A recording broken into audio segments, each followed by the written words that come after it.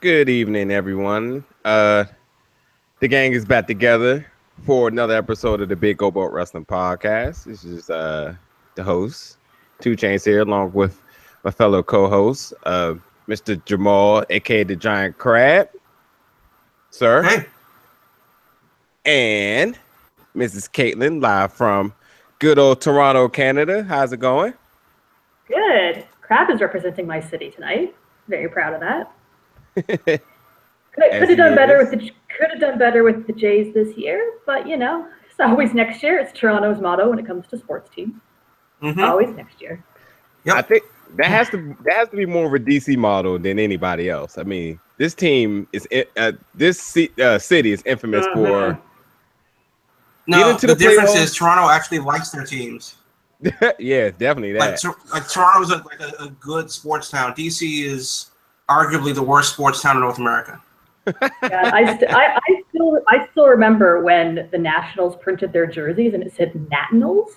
Mm-hmm. I want to say that was 2009. I could be wrong, but I remember that, and it was so funny. Yep. The Nationals. Yeah. Well, at least we get the All-Star game next year, so there'll be a lot of fake love in the city for sure next year. But right. So preseason, it's postseason baseball, preseason hockey. So hopefully the Caps. Hockey starts tonight. Oh, okay. So opening night. Hopefully the Caps get it together this year and not get swept in the first or second round. But hey, it's a DC tradition, except for the Redskins because they never make it. But for the Wizards and the Nationals, Nationals, we're easy go home first or second round each year. I have a real soft spot for Washington sports teams because you guys are kind of like the Toronto of the U.S. when it comes to sports teams. It really is that sense of just a little bit more, you can make it, but something always goes wrong. Yeah. And it's so disappointing for everyone involved. That's true. You do have a good arena, though. Anyway. So we're together. You know what that must mean. Get ready to talk some wrestling, all topics, news, and other things for the week. First off, I decided that I'm gonna do something a little bit different this episode, and hopefully it doesn't catch Jamal off his ground. But let's kind of go over the rumors and stuff for this week, because indeed there seems to be more rumors or more just hot takes this week than actual debatable topics. So you know, I have some of my own, but Jamal and Caitlin usually are pretty much ready for for our hot takes and other rumors and stuff. So what you guys got? Well, if you're reading between the lines at home, the long and short of it is a slow news week. We're a long ways away from Survivor Series. I will say, though, first off, even though it's slow right now, get your tickets because there are a lot of things that are about to happen the next month or two that ends the year. Tickets for NXT Takeover Houston War Games go on sale next Friday at 10 a.m. Central Time, 11 a.m. Eastern, wherever else in the world, figure it out. Tickets for the preceding shows, NXT Live in San Antonio and in Austin, Texas. So you could theoretically do an NXT road trip if you're in Central Texas, leading up to Survivor Series in Houston. Those tickets are on sale now.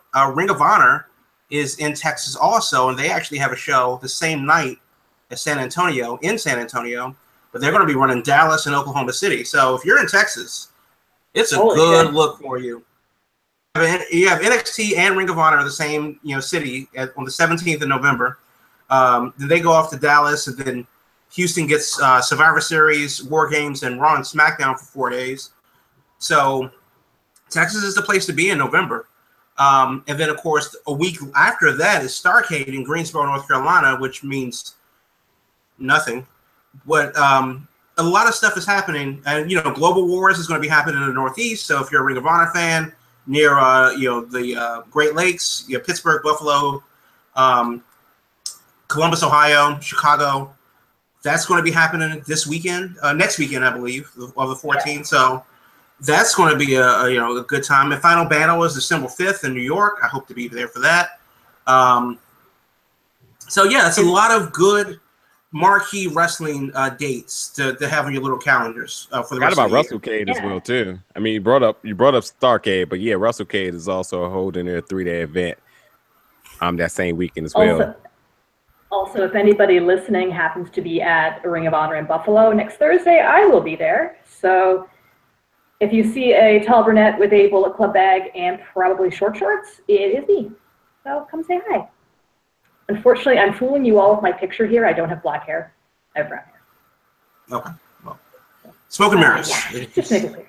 Yeah, I know. Yeah, Cody might Cody Rhodes. I don't want to get sued by Cody.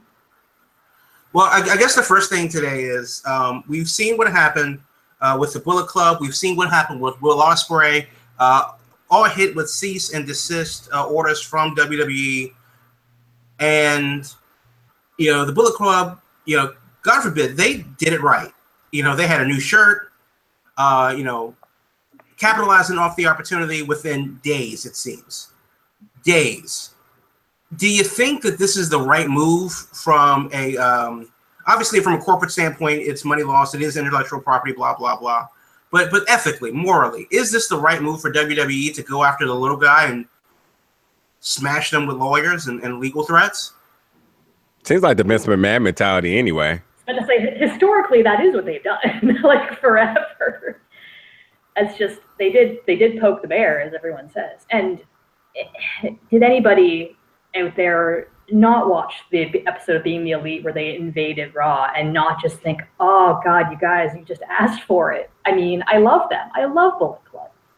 But even watching that, I just knew that you're towing a line, and that cease and desist was essentially a warning shot, right? Like it was a warning shot from Connecticut saying, don't step any further, guys, because we're watching you. Because they are making a shit ton of money, which is the one thing Vince McMahon cares about.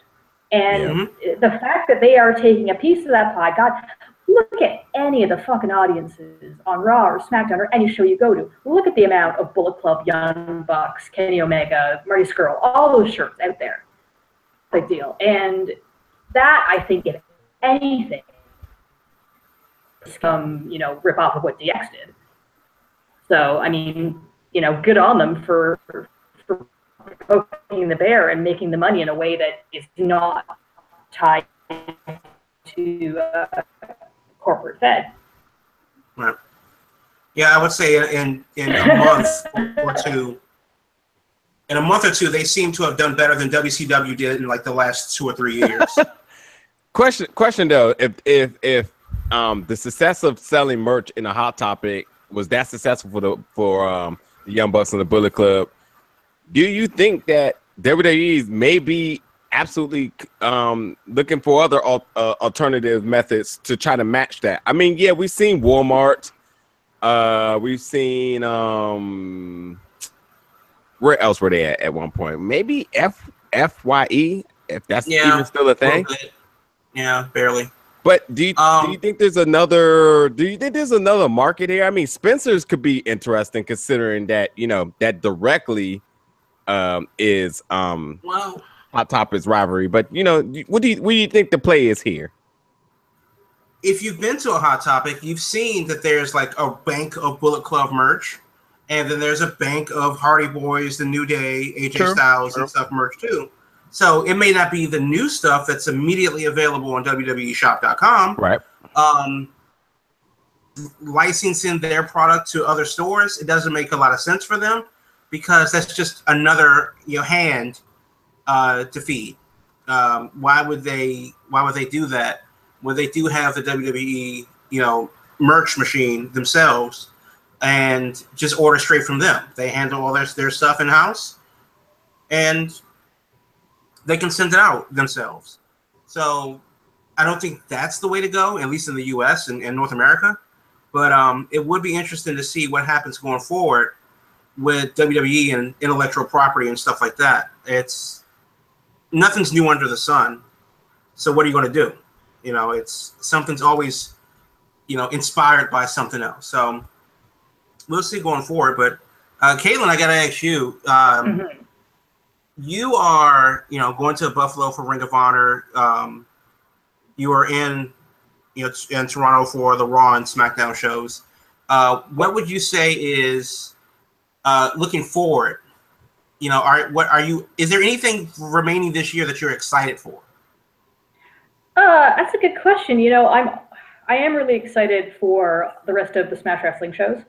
Going to give them a plug because I love Smash Wrestling, and Crab, you love them too. They put on great shows here in Toronto. They're our local Fed. If anybody's listening, we have a number of Feds in Toronto, but I think Smash by far is the most reputable one, and they put on a great show. So I always look forward to them. But I am super excited to go see ROH next week. I saw them here in May, and it was an awesome time. It's the feel of a WWE house show combined with a feel of an indie show, because it's like you're in this like shitty little rinky-dink arena watching these great talents, and there's no children in Cena outfits. It's just like awesome fucking smart, having a good time. It's NXT without the polish. Exactly. It is so rough around the edges, but the wrestling is fantastic. And I got the card for next week. It looks amazing. There's meet and greets, which, at first I was kind of like, paid meet and greet. What is this shit? I don't want to pay for this. But I've done it, and it's actually really fun because you actually get a bit of time for your money to talk to the wrestler, and it's not like there's somebody breathing down your neck or trying to get somebody's autograph. Like, it's actually a really good system. So I will defend ROH to the death. It's my favorite promotion. I'm sorry, everybody, it really is. I tell you, I will not be buying tickets to Bound for Glory, which is in Ottawa. Coming up. I don't know if that was on your list of stuff to talk about, but Bound for Glory, it's coming. Sorry, didn't even know that was even still a thing. Yeah, Bound for Glory is in Ottawa. I want to say a month from now. November. I want to say November 5th or something like that. It's definitely before Veterans Day, but good for them, and they're making a big deal about going to Ottawa for the first time and all that good stuff. And yay Impact for existing this year. Look, any show that Impact puts on is a small miracle. Not because they're like in danger of shutting down tomorrow, but just because they just get so many. Every time they think that they make an inroad, they just get kicked in the teeth. So good for them. With that said, it's like, I don't know. Royal Rumble was in January. To the women's tournament, the Canusa Classic between the U.S. and Canada for Smash Wrestling in December. There's nothing that I'm really super excited about except for War Games, and that's more of a nervous excited. I was going to say, because that completely, I was going to say, contradict what you were saying earlier. You was like, I don't know how I feel about this, but look, just to expand your beliefs on this a little bit. I mean, has NXT takeovers ever really went wrong? It's in the right hands. Good point. It's a good point. I'm not trying to piggyback off of Cody's tweets or anything, but it's directly in the right hands. I mean, Triple H has really not failed with takeovers, and the talent right now. I mean, we know what these people can do coming from other promotions, but the talent on this roster right now is absolutely amazing. And I prepared no matter what the stipulation of the match is going to be. I'm always preparing for a good show. I'm always have my butt in the seat on Saturdays when the takeover comes about. Now, the fact that they're bringing back one of my favorite WCW pay-per-views and War Games, and it's going to be 2 rings. I mean, the nostalgic is way out the roof here. That's kind of what I hate. Not nostalgia itself, but the idea that it doesn't live up to what you remember. Caitlin, are you familiar with War Games at all? I had to look it up. I used to watch OSW, so I believe I saw an episode where they totally just riffed on it. And I'm going to ask, it's probably a dumb question. It is a Vince Russo idea, isn't it? It looks like no. Really? No. Okay, no. Oh, the Vince Russo idea was much worse. Wait. Nothing was on a poll. I should have known. I think I'm thinking of the fucking 3-cell cage thing. Yeah. I want to ask, what is that called? What was that called again? So War Games 3? No, that's something different. War Games was a big NWA WCW pay-per-view. and it ran for like 20 years. And then they did it from about 88 to like damn near the year 2000. Yeah. When Vince Russo was poisoned in WCW, he came up with a War Games after skipping a year or two, and that was the 3-cage deal on top of each other. Yeah. Just after David Arquette won the championship in the Ready to Rumble match. And yeah, that's right. And the movie, yes. I want to. So flashback. Yeah. So the 3-cage was from the movie Ready to Rumble. They did it again, and that's when Canyon damn near killed himself in that Slamboree match. I remember that. That was bad news. Yeah, that was rough. And they did it again, and I want to say at Fall Brawl, or no, Nitro. It was a Nitro like Labor Day in September. And they did 3 cages on top of each other, which is stupid because you had to fight your way through the 3 levels of the cages and then go down through each level of the cages and leave. And it didn't matter who grabbed the belt, it's who left with the belt. Yeah. It is the worst goddamn idea. Like, if anybody out there wants to go to the OSW review archives and watch how they riffed on it, it just makes no fucking sense at all. None. By the way, what is Canyon doing nowadays? He's Canyon? Dead. Yeah. He's dead. Yeah, I believe he is worm food right now. Is he? Very dead. He killed himself. He's very dead. Yeah, Canyon died in 2004. Let me look that up. But he definitely killed himself shortly after WCW did. That is absolutely mind blowing, dude. I had no clue. It's a sad story. I mean, when I took a he was he was on like pills and drugs and stuff. It was a bad time. I took a big break from wrestling, and then when I came back into it, I had to ask my boyfriend at the time to fill me in on who's still alive. And he basically said, "Oh yeah, Canyon, he came out as gay and then killed himself." And I was like, "What the hell? That's the saddest story. Oh my god!" Because I remember him as who better than Canyon. You know, that was his really lame shtick. But like, oh god, man, Jesus, so sad. Anyway, fucking cages, War Games. I think my first question is, for one, I'm amazed at the fact that they're using the name War Games because it has the word war in it. I thought that was one of Vince's big no-no words. You can't call something war. No, I don't know if I've heard that either, actually. I don't know. I don't think so because Raw is war and it has been for like 10 years. They don't call that anymore, though. It's just WWE Raw. Right. But so there was Raw is War, and then Warzone aired from 10 to 11 or 11:05 or whatever now. I mean, I can definitely see how that could be a thing because they frequently use the term it's an all-out brawl instead of it's an all-out war. Brawl game. Yeah. Well, Fall Brawl was the pay-per-view, and War Games was the. But it was okay. So the last one was Fall Brawl. It was War Games, Russo's Revenge. Because I definitely remember that now. Oh no! But the original War Games was 2 rings side by side with a giant, cage. Think Hell in a Cell type cage over both of the rings. So you have this triangle cage over the 2 rings. So basically. It's a Survivor Series match, and the Elimination Chamber had drunken sex behind the Denny's, and War Games came from. By the way, what was that other match when it was 3 rings? Was that World War III? That was World War III. Okay, it was a 90-man battle royal. That's right. Got that. I got that now. All right. So hold on, and back to something from last week. Starrcade is equivalent to WrestleMania as Sure. SummerSlam is the equivalent to Great American Bash, I would assume. Okay, I'll give you that. Just conversation from last week. I'll give you that. Sure.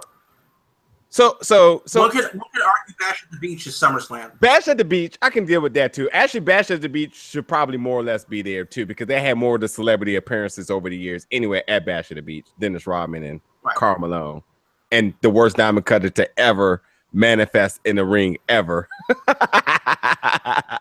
Speaking of drunk sex behind Denny's, I'm sure we can find one of those guys who live behind Denny's to execute a diamond cutter better than the training Karl Malone did on the NBA. What was that? Their blackout year. Anywho, since we're going over different rumors and stuff, now Caitlin definitely got over the topics to me earlier today. And one of the things she had listed, I instantly remember when I seen it, I wanted to talk about it. and then seeing it again was good that she brought it back up because I quickly forgot about it. But it was definitely heartbreaking, and it's the Alicia Fox interview that she had with what's her name? Lillian Garcia? Yes, Garcia. I just kept wanting to say Renee Young for some reason. But basically she just, she says that, she feels like she was ashamed of her career where people were calling her underrated, and she didn't really know how to, take that in, and she feels bad that she doesn't have merch. I mean, it's absolutely heartbreaking considering all the things that she's done over the years. Still being on the roster, never really been hurt. Yeah, I mean, she's the Titus O'Neil of the women's division. But not really, because she's been a champion. So well, she should join Titus Worldwide. That's what she should do. She needs to do something that just makes her relevant. I mean, the real heartbreaking part was the fact when she just said she didn't have merch, and he's like, "Yeah, I mean, I had a shirt with the Bellas, but it was still the Bellas." Like, that's the ultimate, like, yeah, like, I don't even know what she was on Total Divas, maybe like 2 episodes. I don't even know was she ever even on there for a whole season. No, she was. She was one of the main girls for I think a few seasons. Yeah. The source for this is me. I have watched some Total Divas rather. So but like any quote unquote reality show, it's like how are you portrayed?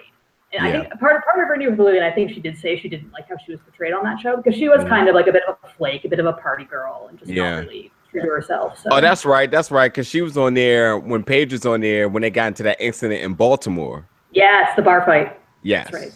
Yeah, but yeah, just I don't know. I guess the question is, just what's your reactions to the interview if you heard it, or what could be done with Alicia Fox here, because that nobody wants to go to work knowing and feeling unappreciated and just being another person on the roster, and it fans typically, there's a fan for everybody, and fans usually they put over or they mark out for their person no matter whatever they're doing in the ring, no matter if they're a bad person in real life, whatever. Fans are just fans. But like, seems like Alicia Fox is getting hit with the reality check, basically saying like, hey, like, what are you doing? Like, you're underrated and all this other stuff, and you don't have anything going on, no shirts or anything. Like, are you even still on this roster? But nonetheless, like, what needs to be done with that? Or nonetheless, period, what just needs to be done with the women's division over WWE, period, here? Well, as a fan of women's wrestling, which is one of the reasons why I'm going to this lovely city here in December and braving the brutally cold Toronto winter. And yeah, I mean, the average temperature is like 20 degrees. Stupid. But I'm going to be there. I'm going to freeze my ass off to see women's wrestling. And I say that to say that Alicia Fox is a competent wrestler. Nobody's going to argue that she doesn't have the talent to do everything that she can in the ring. And so does Emma. Where has Mickie James been before recently? They don't take women's wrestling seriously. Nope. They also can't walk and chew gum at the same time. So whenever we see, and they love to beat a dead horse. That's what you have with WWE. If something's hot and Vince has control over it, they'll run it into the ground. Which is why we'll probably get Randy Orton versus AJ Styles for the 19th time in a row. Or we'll get Cena versus, AJ Styles for the 20th time in a row. I knew he was going to say that. I knew he was going to say AJ Styles again. So the idea is they don't really take women's wrestling seriously. And if you want to say, they made a whole thing about this women's revolution and stuff like that. That's not something that you say in the moment. What you say is that's something you reflect upon. And say, damn, look where we came from. Right. And it kind of it cheapens the ideal of a woman's revolution by saying it's whenever Michael Cole says something, like I think he said like something was lit on a pay-per-view or something like that once. Oh, Booker T egged him on for that. I remember. And now it's just like, ew. Booker T egged him on for it. He set him straight up for it, and he said it, and they got quiet. Yeah, right. It's just like, ew, what are you doing?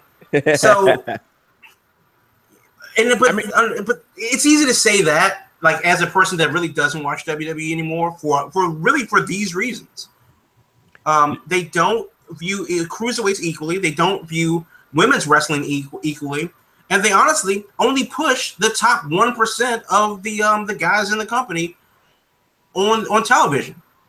What do? You make a really good point, dude. Like, I never thought about that. Like, the fact of hearing like this is the women's revolution instead of reflecting back on part of it. I mean, that's exactly how it should have been handled. And I never thought about it. And I always wondered why was there a subtle sense of like uneasiness every time I heard that statement. I was like, why is this not sitting on me right?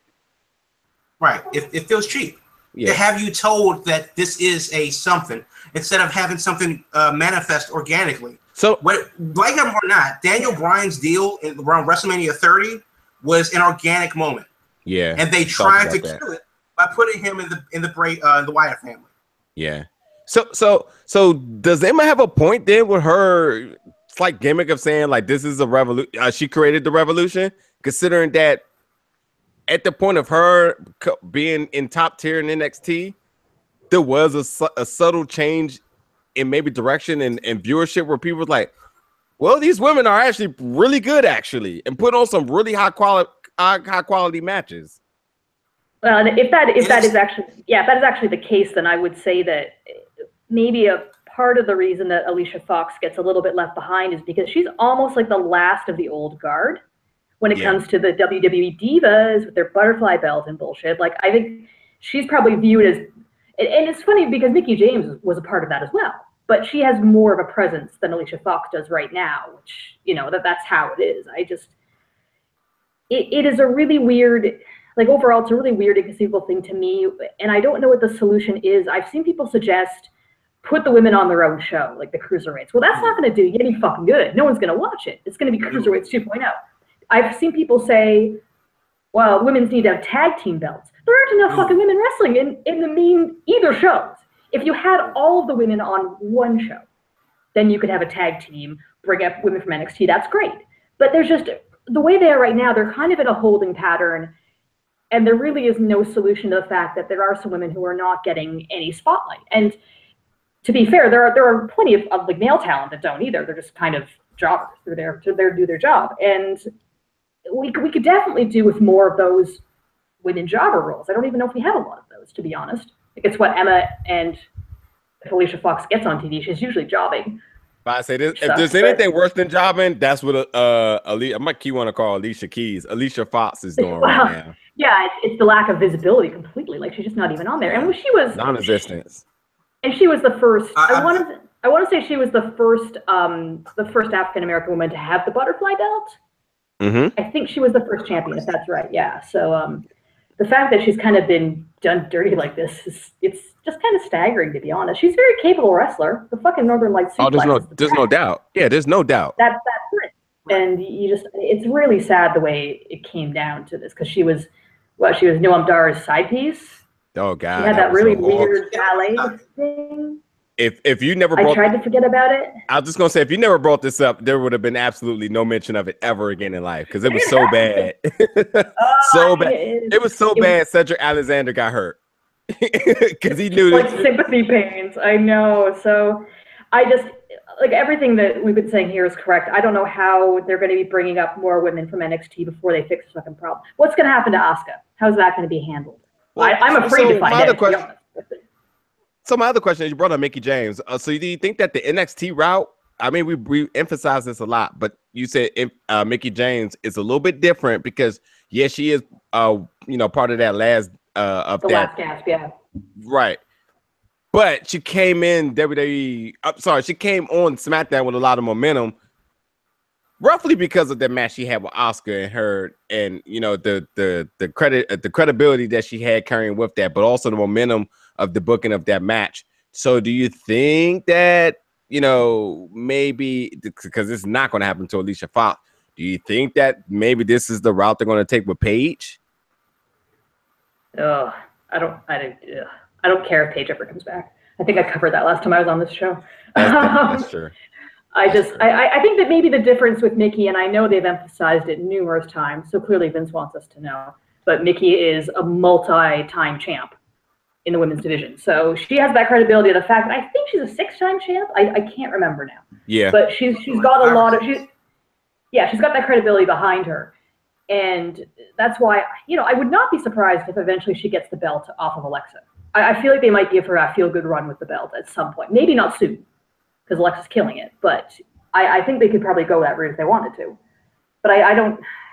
That's another thing. Like, what are they going to do with Paige when she comes in? I'm less afraid about that than I am with Asuka, because I don't care enough. But it's going to be an interesting time for them, and they got to fix this fucking model. They're not handling it correctly.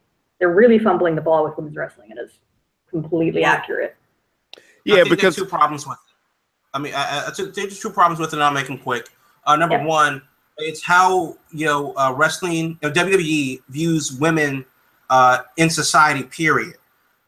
Why is Nia Jax the only one that has her weight mentioned? Why is right? I mean that, or why not do it to everyone?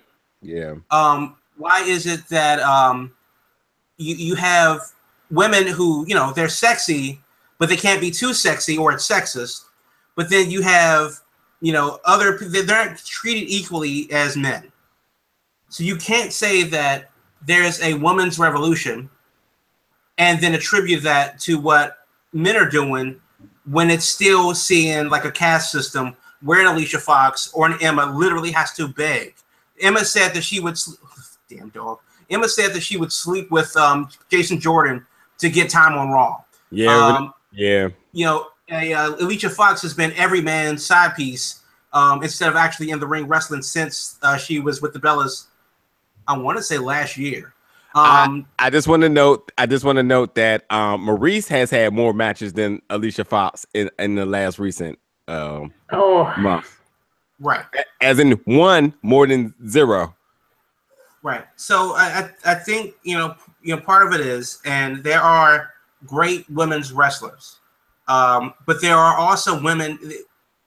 It's not like cut and dry as giant boobs, get in a short dress and stand over there.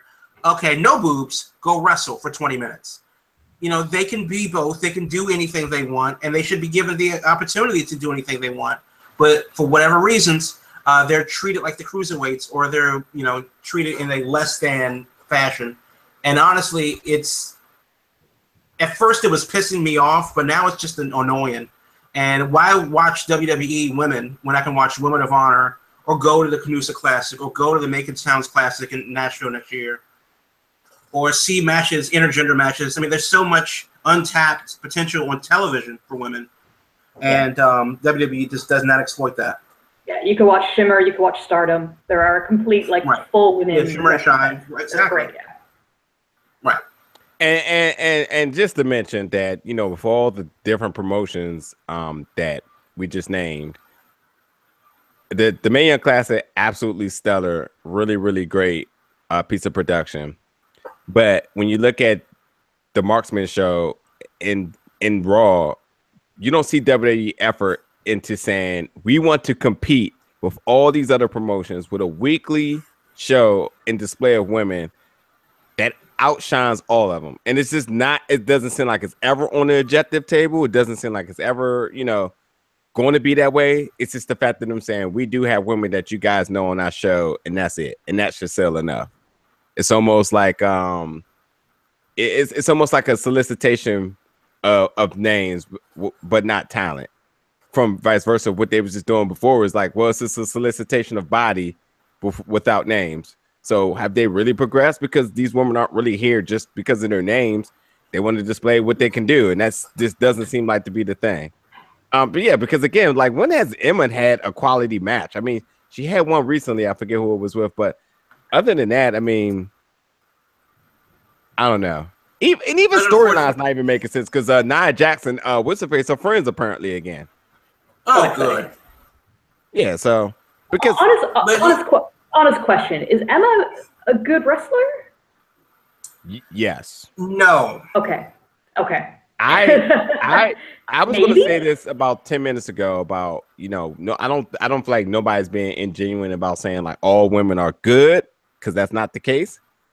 But I've seen Emma put on some great matches, which leads me to say that she is good. But it's like, well, how much of that do I firmly believe, considering that she's never had that chance to do that again?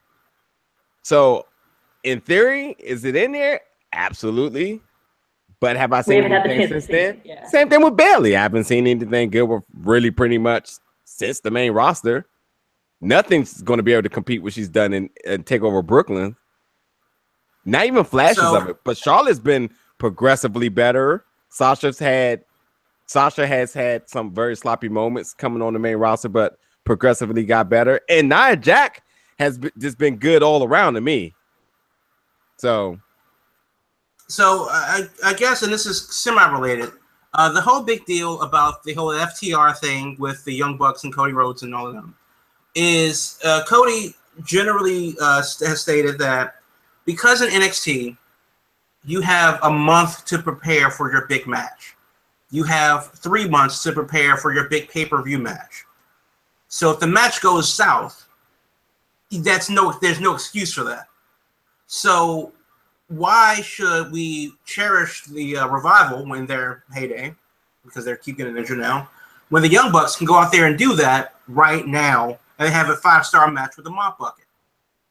So screw the Revival, or worse.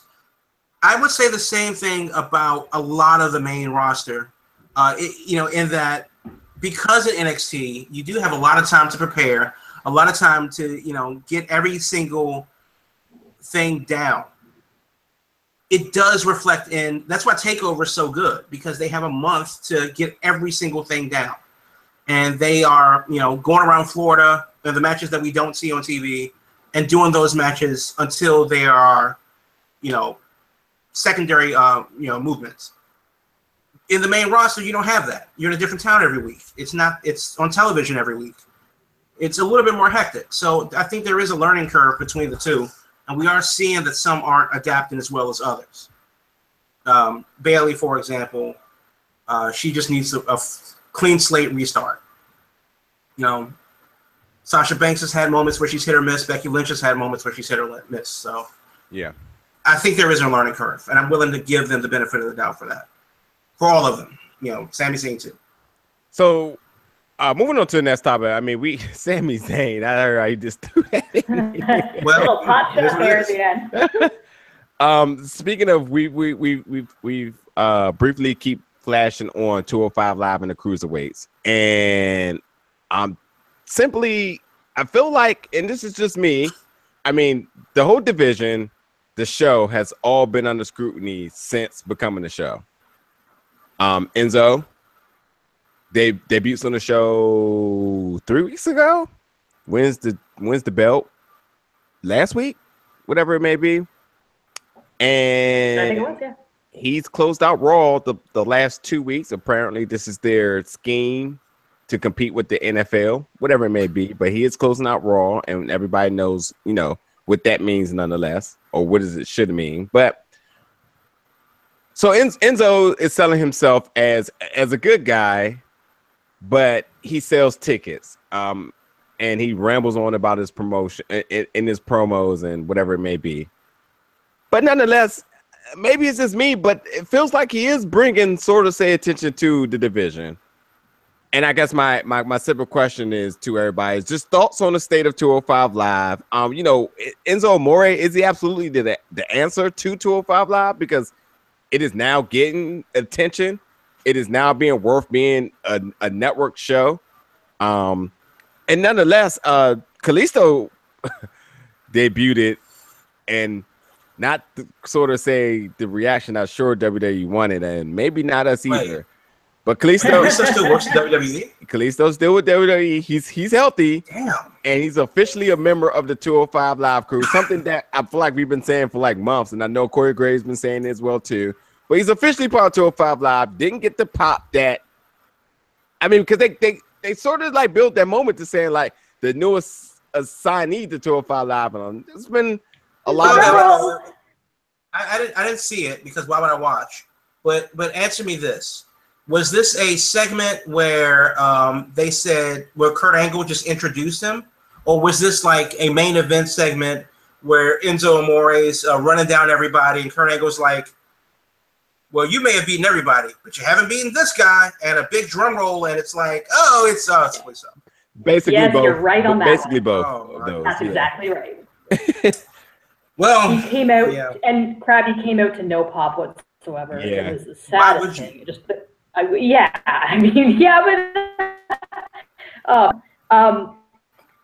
I don't know who I was hoping for. Like, I had a lot. I mean, I said like broke on Kalisto because that was kind of the joke for a long time. Like, why are they holding off making him a cruiserweight? Oh well, they're not desperate enough yet to put him in there.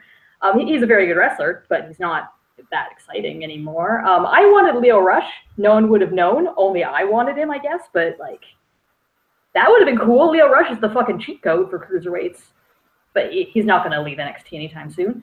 One of my friends said Johnny Gargano. He wanted Johnny, but that's not coming unless that would have been amazing. The has to get resolved.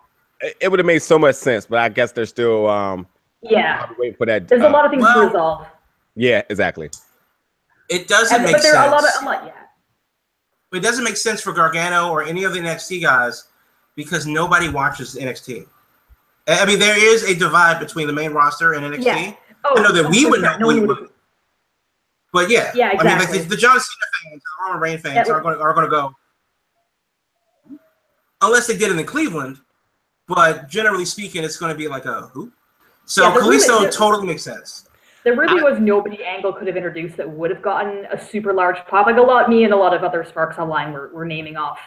You know, who's under 205 in NXT we can put up there? Like, I don't know. Honestly, Finn Balor. I've been saying that for about a year now. That would have been crazy, but awesome. And also, wow, I didn't think of that. People wanted Austin Aries back too. I mean, there was a lot of. Because also the other caveat that, Crab, if you didn't see it, the caveat was that Enzo had a contract he got from Angle that said if any of the cruiserweights hit him, they are not allowed to compete for the belt. And there was a big beatdown where all the cruiserweights fucked him up, and Braun Strowman as well, which was great. So he came out. He came out on Monday saying like, "Ha, motherfuckers! Like none of you get a chance at my belt." And that's when Angle came out and said, "But this guy can do it," and it was Kalisto. So we are guaranteed a Kalisto Enzo fight. And probably what's the next one? TLC. I'm assuming it's TLC. Yes. Yes, that's the end of the month. TLC so yeah, I mean, it's great for 205. I think.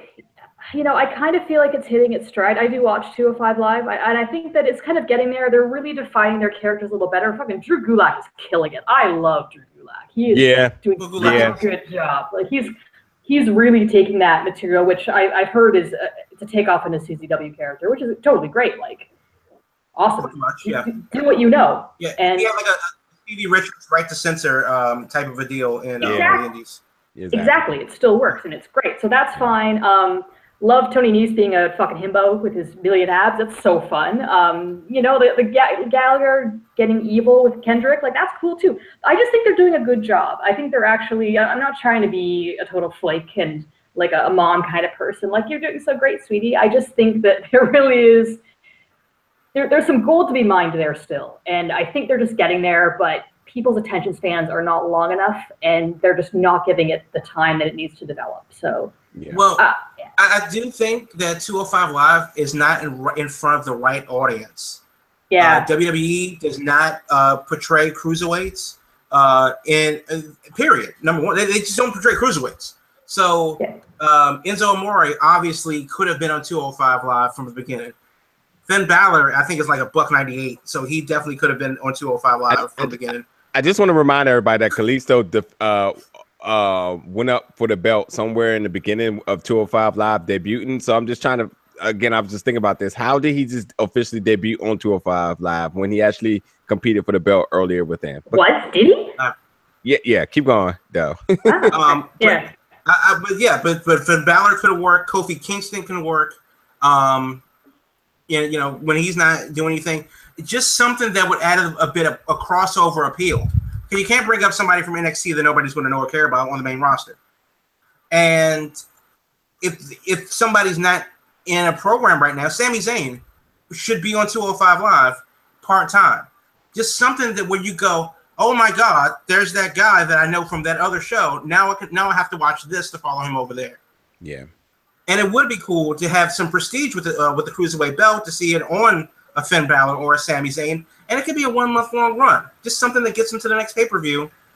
And they can go from there. There are things that they could do that they don't do because they don't do cruiserweights. So two things again. Okay, so Kalisto had the U.S. Championship, and I think he lost it to like Rusev or Cena or it wasn't somebody. Buyback? He was holding it for somebody who was hurt that came back. And immediately the next week, he was offered a shot at the Cruiserweight Championship.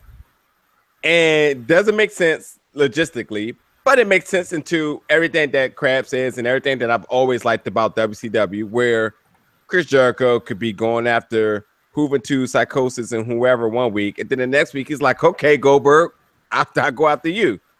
And, you know, immediately probably why a lot of people didn't like Chris Jericho at a point in WCW, because he had his hands all over the place, making himself relevant, but also making everybody around him just as relevant as well too.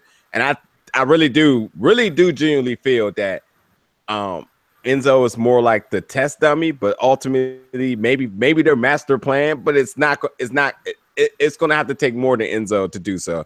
It does need to be a big name of somebody that you've named that can do that. And I think the biggest mysterious factor of it is somebody who may, like Sami Zayn, who I bet you is like a roughly like 205 sharp.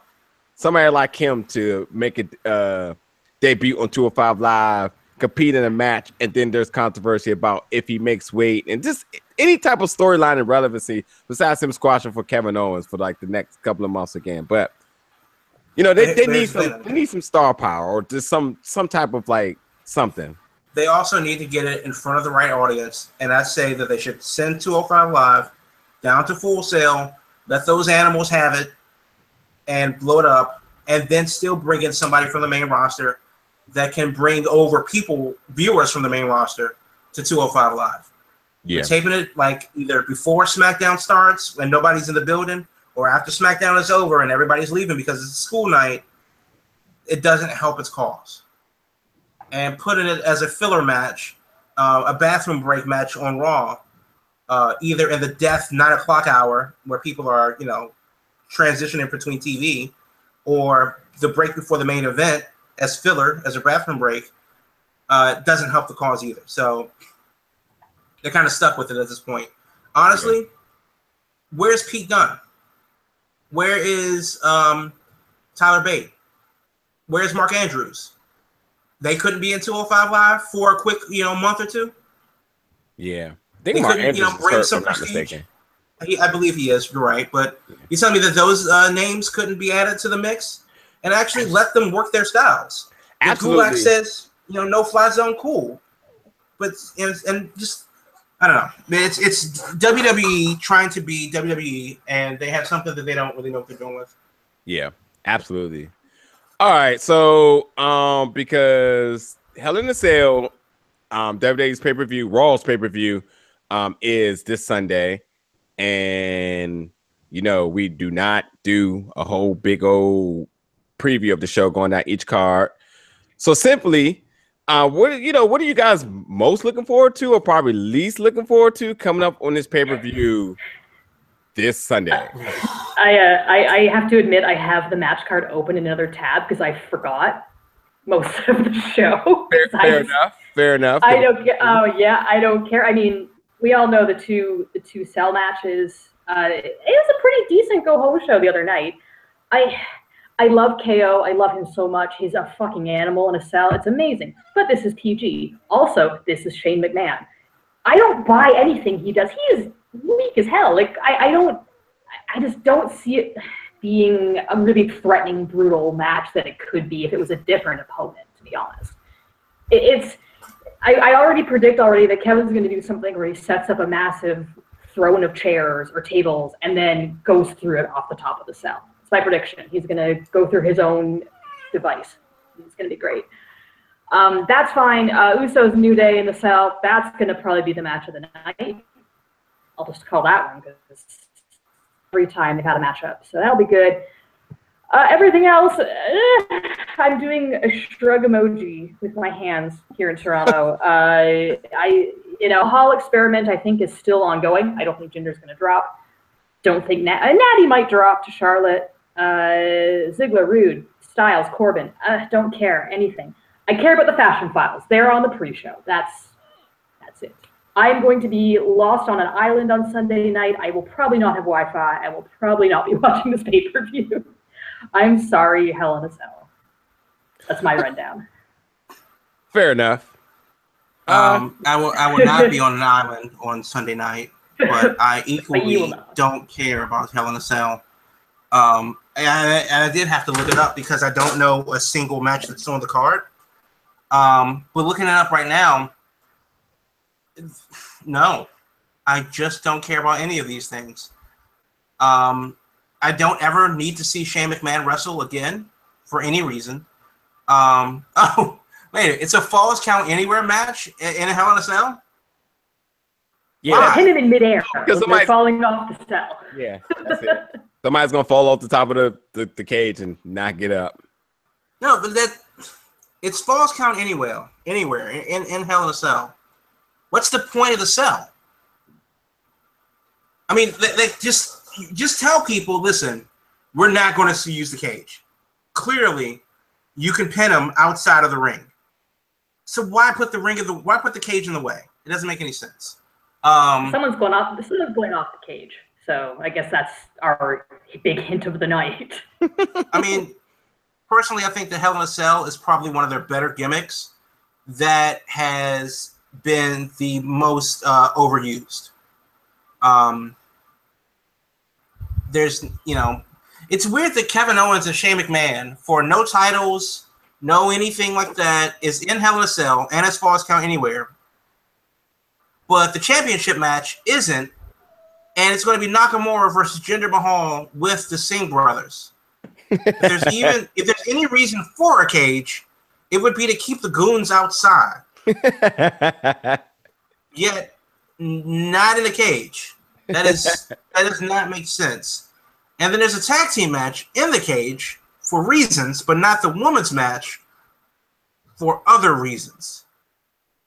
Sure. That doesn't make sense. So I guess if I had to pick a match that's of interest, I mean, honest to God, if I do wind up watching this thing, it will because there's really nothing else to do, and I'm done folding socks from washing clothes for the weekend. Okay. So harsh. Well, I'm definitely going to piggyback off Caitlin. The New Day versus the Usos will be matching tonight. That should be very fun all around. And I'll just go ahead and fancy book this, but I believe Jinder is going to retain. Doesn't help that he's going back to India. They're officially going back to India soon. So, exactly. got to bring that guy back as the champ. And nonetheless, why isn't Charlotte back in a cage?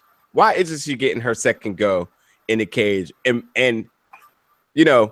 take the what's the word I'm looking for? Let them loose, because obviously that other match was very safely worked with Sasha last year. So, why not put that back in the cage? But yeah, for everything Jamal said, like, Jesus Christ, why is, first of all, Randy Orton versus Rusev, I could care less. Dolph Ziggler and Bobby Roode, that could be fun maybe. AJ Styles, Baron Corbin, maybe interesting.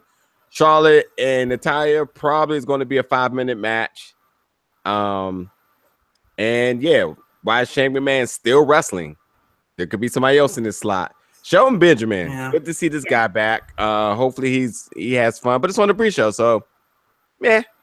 Nonetheless, though, we'll see. I really hope Shelton turns on Chad Gable, because I think that could be a fun feud before they go on for mid-card titles. Oh yeah. Because nobody really gives a shit if the Hype Bros break up, and that's what the rumors have been. But realistically, we don't care if Ryder and Mojo break up. But Shelton turned it on Chad Gable because he really doesn't need him. He's already Shelton Benjamin, and we've seen what Gable can do if given the opportunity to work. That could be a fun program that, through the rest of the year. I honestly think that Jinder Mahal should lose to Nakamura. And, Nakamura has been a total dud on the main roster as far as I'm concerned. And part of the reason is because, A, I think that Sami Zayn should be a Nakamura spot, Not because they can't wrestle. No, that's not it. Because Sami Zayn has the same baggage with ethnicity, a world traveler, foreigner, all of that good stuff, and he speaks English and more languages at that. I think he speaks 6. Right. So he's like Syrian, from Montreal, all of this other stuff. And I'm not saying that Nakamura isn't, but they built him up to be Prince, I guess, the artist. Michael Jackson, I guess. Yeah, sure, I guess. But, he really doesn't cut great promos, and part of that is because of the accent. And they're afraid for him to speak. Part of that is because of the accent. But Sami Zayn has the exact same, baggage with the Canadian accent, and that's okay. So, and I think it would be cool if Jinder lost and then went to India and won the championship back there in his hometown-ish type of deal. Sticks and stones may break my bones, but I cannot believe he actually said that on SmackDown. But yeah, I agree. Yeah. Nakamura said that in his promo. The other problem, Nakamura, I think I've heard his English is actually okay, but why does he have his mouth guard in? Dude, I can't even speak well with a mouth guard in. Like, I speak okay English. Like, I can't do that. But, his English is good, but we're talking about it is good, and he's he's definitely better than Asuka. I wouldn't want her to carry a 2-minute long promo by herself. I wouldn't want her to to keep a feud going, cutting the promo in the ring or backstage. And Nakamura, though his English is good, and I've heard him on podcasts and stuff before in English, it's still not where it needs to be for dumb rednecks in Arkansas that are just going to go, well, it doesn't sound American, so I don't know if I can get behind him. So that is an unfortunate thing, because if you remember, Jinder's, even though he was the heel, his original gimmick as the champion was, listen, I'm not un-American. I just like somebody else more than America. That's okay. And they booed the hell out of him for that because, America. And then he had to, sprinkle everything with racism, and they just went off the rails from there. Wrestling. Oh, yeah. Wrestling. This is all it is. Right. So I don't mind that Jinder has this thing, but Sami Zayn is kind of the antithesis of Jinder, where he can be like, well, you don't have to be a dick about it. That's why I need to beat you. And I think that, Zayn, that could be a very interesting promo. And also, he has that Daniel Bryan quality of being the little guy in the room and stuff. So they'll never do it, but that's kind of what I want to see. And it starts with Jinder losing on Sunday. We'll see. We'll see. No, I won't. I will not see that. You won't. I probably won't. You'll see. You're the only one who's going to see if you watch it. So going into my last topic, then we can get ready to wrap up the show. For you video gamers out there, WWE 2K, everybody knows, is going to be released on the 17th of October. Seth Rollins, the cover athlete on it. And anybody that is a 2K fan in any other sports know that 2K always under scrutiny for their player ratings. Well, the WWE roster ratings have officially been released. And I know if you haven't seen it, we'll just work it this way. Have you guys seen the official ratings for the roster? I haven't played 2K since 2K15, so. So did you see the roster though? I haven't played it either. No. Okay. Nonetheless, the roster is out, and it comes with controversy. And I'm just gonna do this since you haven't seen it. I want you to just name me who do you think is the highest male and highest female athletes on the roster, rating rise. Jamal. Highest male is, does that include like DLC characters like the Undertaker from '99 or anything like that? I think it does. It does. It does. Well, no. Just the initial roster. Okay. Undertaker's on there, but highest, like the OG Undertaker. Okay, so highest rated male star. I'm gonna go with the Monster Kurgan from the Oddities. What? You remember the art of these? You know, yeah. Kurgan, Luna, Vachon, and yes, but a very deep reference. Thank you. What?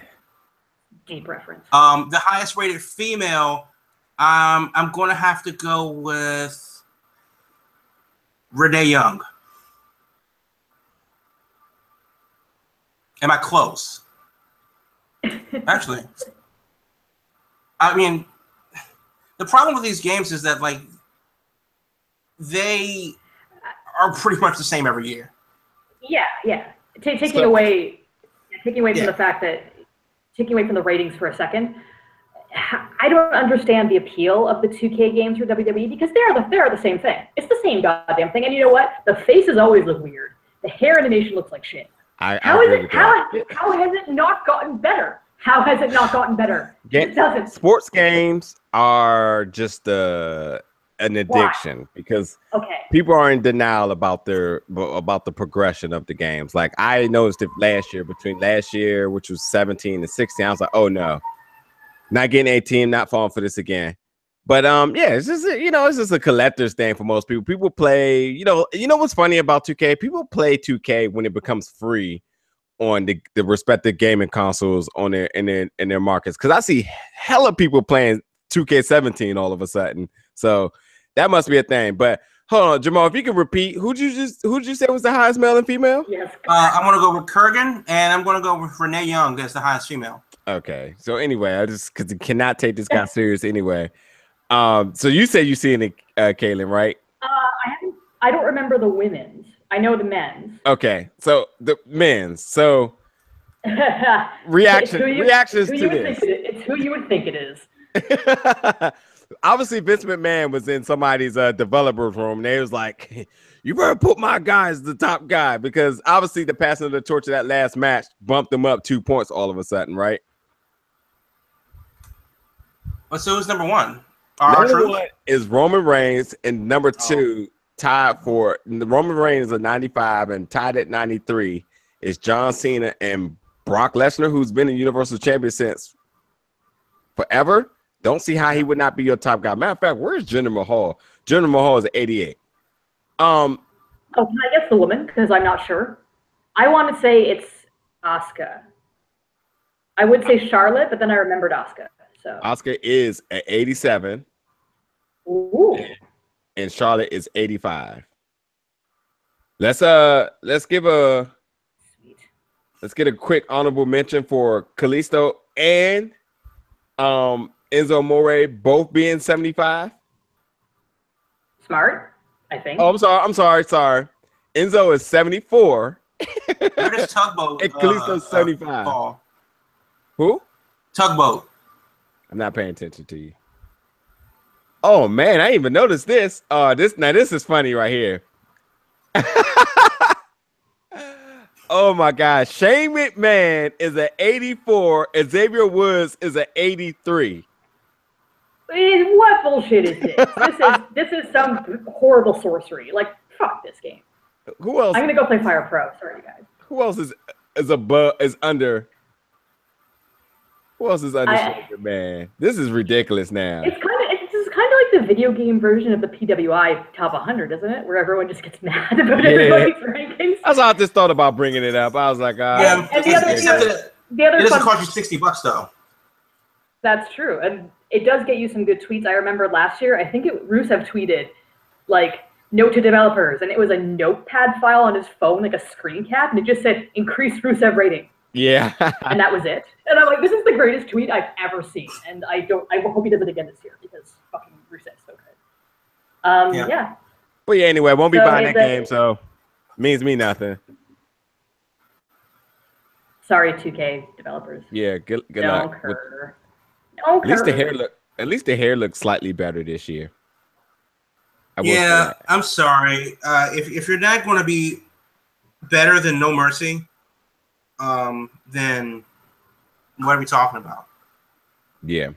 Like honestly, I mean that's the gold standard. Yeah, exactly. That's the base. Right. Yeah. Anywho, and it's or just SmackDown, make a fun game. Or Raw vs. SmackDown on PlayStation 2, I think it was really good too. Yeah. Anywho, so we did the news earlier, which only leaves us with two more things. Number one, Kaylin, did we miss anything or anything you want to go over before we get ready to close the show? So I think we did a great job tonight, guys. Pat ourselves on the back. Cool. Yeah. We are roughly at an hour too. Jamal, so for you. Okay, so do we care? 4 quick things, and let's start with Lita. She was in Paris and did a Q&A with fans, and I have some questions that they asked her. Do we care what they are? No, and Kaylin already covered it earlier, slightly. Just didn't credit it. Fans are not smart. Oh, okay. The Undertaker. There's some news on what his contract is with WWE. Do we care? Yeah, what? Work one show a year? The end? No. Okay. Yeah, no, for me, no. Come on, dude. Give us something good. No, this isn't good. It's do we care? Triple H had some remarks on the whole right. They had some remarks on the whole kneeling in protest of the anthem that the NFL has been doing, and which is not really the case, but that's what people are saying nowadays. Do we care about his thoughts on whether or not he would kneel for the anthem? Yeah. Caitlin?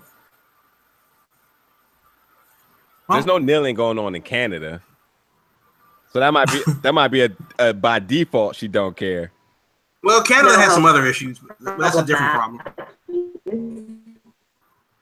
Okay, so Triple H says, and I quote, "I speak for myself, personally only, and if it were me." What you said? Uh-oh. I'm sorry, your internet kind of dropped out there. Yeah. You're going in and out. We're going to have to get you to repeat that whole last statement you said.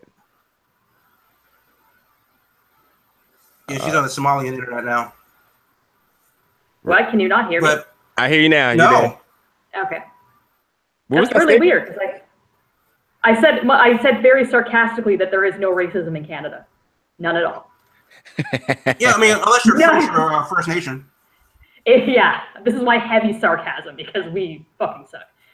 Yeah, no, I would like to hear. What did Triple H say? Please continue. Okay, he says, and I quote, "I speak for myself, personally only, and if it were me, I would stand for my national anthem. For my country, I would stand. But I, and WWE, certainly respects the rights of everyone's First Amendment right of freedom of speech, their right to peacefully protest and do what is meaningful to them. We certainly support that." He also said that I question whether there would be a better way to do that. That maybe it wouldn't offend others or something else. Surely we respect that line.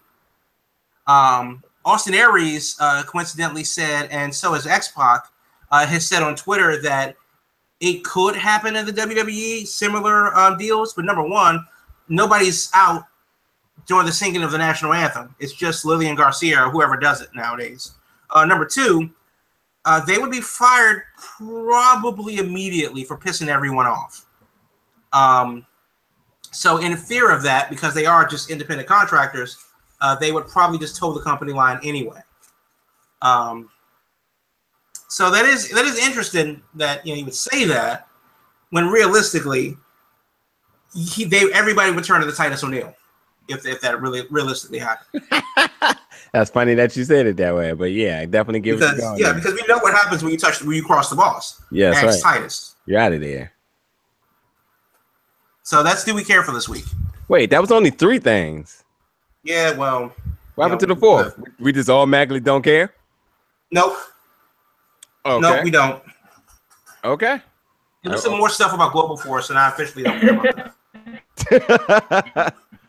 Well, before we get out of here, just make a quick announcement that I have tweeted this, but verbally going to announce that as on October 19th, 19th, Jordan Grace will be joining the show in an interview as we go over and promote Yay!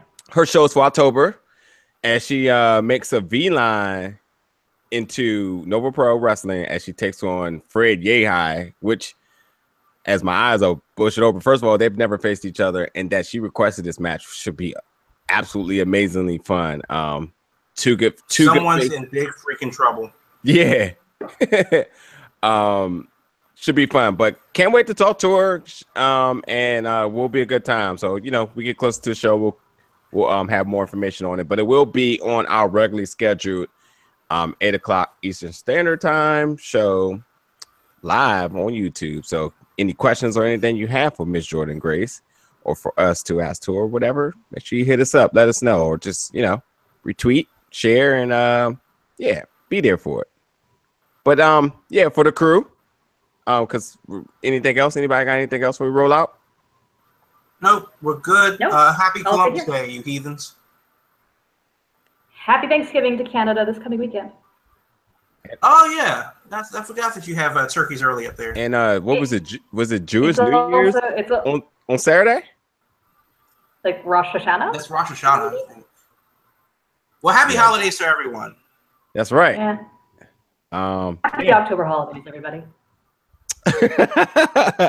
And for 2 Chainz, who will be watching Hell in a Cell maybe, and for Caitlin, who's going to be lost on somebody's island, Gilligan's Island, and for Jamal, who's probably going to get somewhere. Where will you be? Folding socks and having more fun than watching Hell in a Cell. Sounds good. He's folding his laundry. Mm-hmm.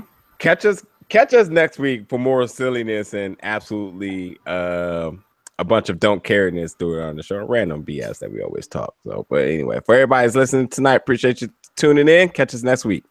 Peace.